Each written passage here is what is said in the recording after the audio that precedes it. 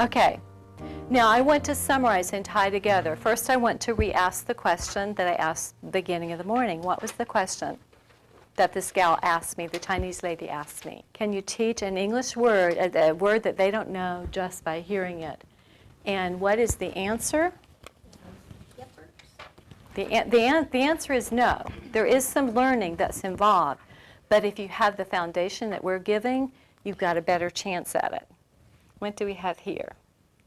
This is an newspaper article from Pennsylvania. One of my trainers, Jean Evans, was a classroom teacher in Pennsylvania for a while. Now she's a professor in Tennessee. But her school, she had a little private school. Her husband was the principal. They decided to go into competition academically against the state of Pennsylvania. Is that a little state? Little tiny state, just a few people in that state.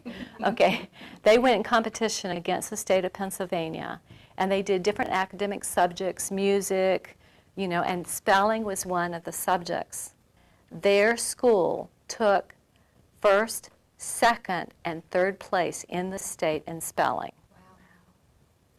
Is this a good help to being able to learn to master spelling? Yes. Is there some learning involved? When I taught you those new words, could you automatically know how to spell them before I helped you? Okay, let's look at what we give our students. I have been teaching you how to use 4 different secrets to strengthen your brain power in learning and mastering spelling. In the process of doing this, you'll start seeing connections, and you'll start learning things that even we don't necessarily dictate, because we're teaching for a lifetime. We're not just teaching a limited set of words, but we're teaching principles for the child to learn forever as they build their vocabulary. What are the 4 scientific aids? Does anyone think they would know them before I go through them? What are the 4 scientific aids? We have been doing them all day. We've been doing, in different ways. We've been doing them, since the class started. Some of them we've paid more attention to than others, because we were going back and reviewing things. But let's look at them. The first one is phonograms, right? That one's right here. Now, learning the 70 phonograms is a wonderful aid, because that gives us our base. This is the most common way of spelling the sounds, but what's their problem? That does help narrow down the possibilities, because we know the common ways of spelling the sounds. But we've got some cases where the same phonogram, the same sound can be spelled multiple ways. 4 ways of spelling. We talked about that earlier. If you heard serve, and you were going to try to write a word with serve, would you know by hearing it which one of the ers it would be? Serve, surprise, sirloin, and search. So just hearing sir, you don't know for sure which spelling it would be, just by hearing, would you? No. Okay. The second thing that we've worked with is spelling rules. So the spelling rules do limit the field of possibilities as well. And what's the rule we learned here? English words do not end with I, U, V, or J. So we know that at the end of the word, we're not going to have an English word spelled with an I. If it's a foreign word that we're still using the foreign spelling, we will see words ending with I. I'm Italian. I'm not Italian, but I'm married to an Italian. And my last name is an Italian name, so my last name ends with a I. What about spaghetti, macaroni? We love Italian food, so there are a lot of foods that come from Italy, and we keep the Italian spelling because we went to Italian restaurants, and they use this spelling to be ethnic and to get our attention. But English words don't end with I, words that have actually been adapted to our language. So that eliminates one of the possibilities. But there are 3 other ways that we can legitimately spell I. So just hearing I, even at the end of the word, do you automatically know how to spell it? No. You know that this is the most common, but it can be any of the 3. So this has narrowed down the possibilities, but it's not made it so you absolutely would know what the spelling would be if you've never seen the word. right? You can make some intelligent guesses. And then we have the think to spell. Okay, and this is where we exaggerate the unstressed sound, or the sound that wouldn't be clear, or any of the extra attention think to spell situations. But what do we do here? We think to spell human, sud, den, satin, cotton, Brooklyn. And I could have said mountain, where we use the AI. We have to think mountain. So there's lots of different ways un could be.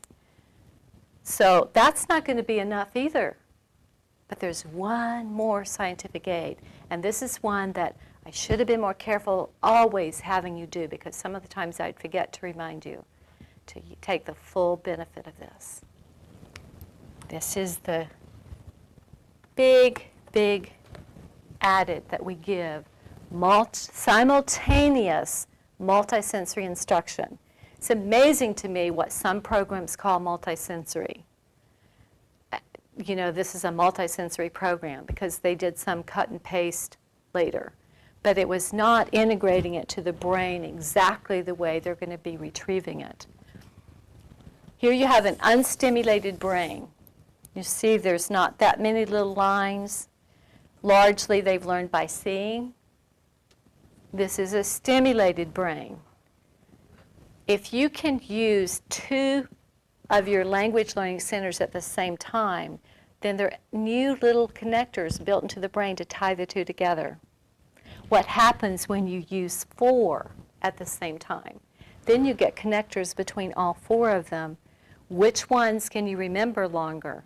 What you learn by seeing it, or even seeing it and copying it, or what you learn by hearing, saying, writing, and seeing.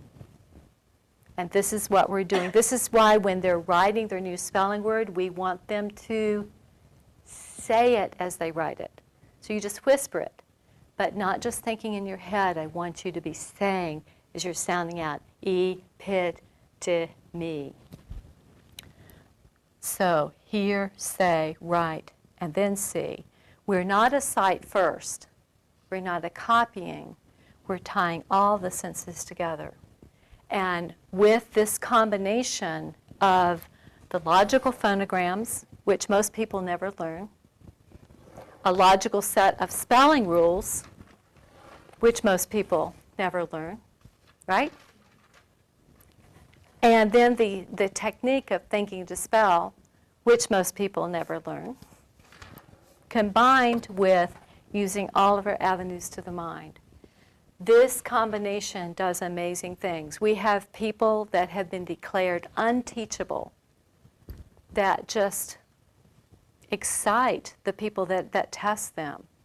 And they just say, how did you do this? This was a child that we gave up on. We just said, just give up. You're just one of those people that can never learn. That wasn't true. They could learn if they were given the right scientific base.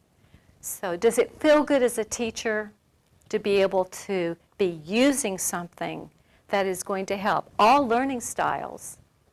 And do you see how it will? Some people have strength in seeing. Some do more in the kinesthetic. Some do more in the saying. Some do more in the hearing. It doesn't matter what your strength is. It doesn't matter what your weakness is. We're using your strength to teach your weakness. And you can have children with 4 different natural learning styles, and you're ministering to all 4 of them simultaneously because you're drawing in all of their practice, using all the senses that they know, and they're strengthening it with backup and the other areas. So they're making their weak parts stronger, teaching through their strength and remediating their weakness until they all become, more naturally interwoven. So we have the ability to do with children what others have never known or tasted. And it's just really exciting to me to see that and to see the fruit of it. So, are you excited too? Yes. Good.